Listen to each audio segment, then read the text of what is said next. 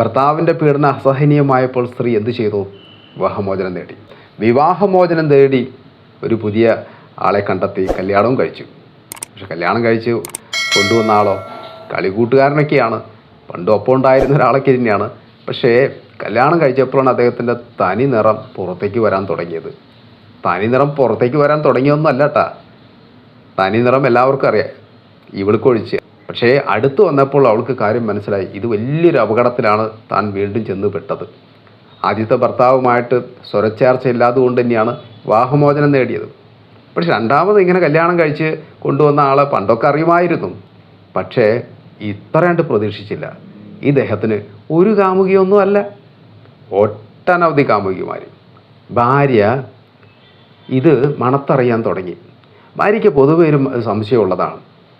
ഈ പുരുഷന്മാരെന്നൊക്കെ പറഞ്ഞു കഴിഞ്ഞാൽ അവർക്ക് ഒരുപാട് കീപ്പുണ്ടായിരിക്കും. ഇങ്ങനൊരു സംശയം കൂടി ഉള്ള ഒരാളാണ്. അങ്ങനെ ഇരിക്കുമ്പോഴാണ് മിക്കവാറും ദിവസങ്ങളിൽ ഭർത്താവിൻ്റെ ഫോണിലേക്ക് പെണ്ണുങ്ങൾ വിളിക്കുന്നു. എവിടെയാണ്, എപ്പോഴാണ് വരിക എന്നൊക്കെ ഒരു ഭാര്യ കേൾക്കാൻ പാടില്ലാത്ത രീതിയിലൊക്കെ പറയുന്നു. അങ്ങനെ കുറച്ചൊക്കെ ഇങ്ങനെ ഒതുക്കി വെച്ചു. അവസാനം ഗതി കെട്ട് ഈ ഭാര്യ ചോദിക്കാൻ തുടങ്ങി, ആരായി വിളിക്കുന്നത്, എന്തായി വിളിക്കുന്നത്, എനിക്കതൊന്നും അറിയണം. അപ്പോൾ ആദ്യമൊക്കെ ഭർത്താവ് ഉരുണ്ട് മറിഞ്ഞ് പല ഉത്തരങ്ങളൊക്കെ പറഞ്ഞ് അതെൻ്റെ ജോലിയുമായി ബന്ധപ്പെട്ട എൻ്റെ ഓഫീസിലുള്ളവരാണ്, അല്ലെങ്കിൽ അതെൻ്റെ ഫ്രണ്ടാണ്. പക്ഷേ ഭാര്യയ്ക്ക് അതുകൊണ്ടൊന്നും അണ്ട് സാറ്റിസ്ഫൈഡ് ആവുന്നില്ല. അവൾക്ക് ഇത്തിരി സംശയം അല്ലെങ്കിൽ ഉണ്ടല്ലോ, പൊതുവെ എല്ലാവരിലും ഉണ്ട്, ഏത് ആണുങ്ങളും ഇങ്ങനെയൊക്കെ തന്നെയാണെന്നുള്ളത്.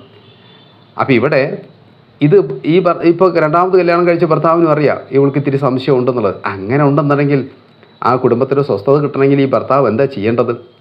വീണ്ടും സംശയം ഉണ്ടാക്കത്തക്ക രീതിയിലുള്ള പെരുമാറ്റങ്ങളിൽ നിന്ന് പിന്മാറണ്ടേ? എന്നാലേ ഈ കല്യാണം ഈ ഒരു ബന്ധം നിലനിൽക്കുള്ളൂ. ഇതിപ്പോൾ ഏകദേശം തകരുന്ന വക്കിലാണ് നിൽക്കുന്നത്, തകർന്നുകൊണ്ടിരിക്കുകയാണ്. കാരണം ഇദ്ദേഹം പറയുന്നു, എന്നെ പലരും വിളിക്കും, നീ അത് നോക്കണ്ട, ഇതൊന്നും ഞാൻ നിർത്തരുത്, എൻ്റെ ജോലിയുടെ ഭാഗമാണ്. അതുകൊണ്ട് തന്നെ രണ്ടുപേരും മിക്കവാറും ദിവസങ്ങൾ വഴക്കടിച്ച് അവസാനം ഭാര്യ പറഞ്ഞു, നിങ്ങൾക്ക് എന്നെ വേണ്ടെങ്കിൽ അത് പറയൂ. അങ്ങനെ ഫുൾ സ്റ്റോപ്പ് ഇട്ട് വെച്ചിരിക്കുന്നു.